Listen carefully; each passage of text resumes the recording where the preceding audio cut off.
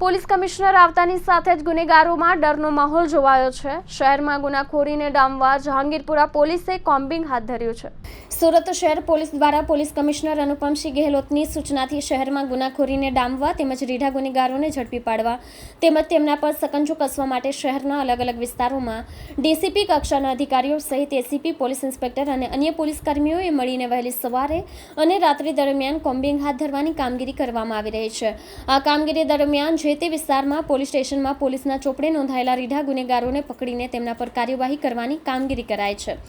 સુરત શહેર આમ તો મિની ભારત તરીકે ઓળખાય છે। દેશના અલગ અલગ રાજ્યોમાંથી આવીને ધંધા રોજગાર માટે સુરત શહેરમાં વસતા લોકોમાં ગુનાખોરીનું પ્રમાણ વધુ જોવા મળતું હોય છે। હાલ ચાલી રહેલા વેકેશન તેમજ આવનારા દિવસોમાં આવતા તહેવારોને ધ્યાનમાં રાખીને શહેરમાં શાંતિ જળવાઈ રહે તે હેતુસર પોલીસ દ્વારા અલગ અલગ ટીમો બનાવીને અલગ અલગ પોલીસ સ્ટેશન વિસ્તારમાં કોમ્બિંગ કરવામાં આવ્યું છે, જેમાં આજરોજ શહેરના જહાંગીરપુરા પોલીસે પ્રધાનમંત્રી આવાસ સુમન વંદન વિસ્તારમાં પોલીસ ચોપડે નોંધાયેલા ગુનાહિત ઇતિહાસ ધરાવતા ઇસમોને ચેક કરવામાં આવ્યા હતા। આ ગુનેગારોમાં history sheeter, bootlegger, chain snatcher, તડીપાર, ટપોરી તેમજ નાના મોટા ગુના ધરાવતા ઇસમો વિરુદ્ધ પોલીસે અલગ અલગ કાર્યવાહી કરી છે।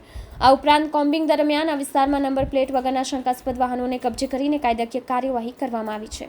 કેમેરામેન હકીમ શેખ સાથે વસીમ હાસમીનો રિપોર્ટ, આઝાદ ન્યૂઝ, સુરત।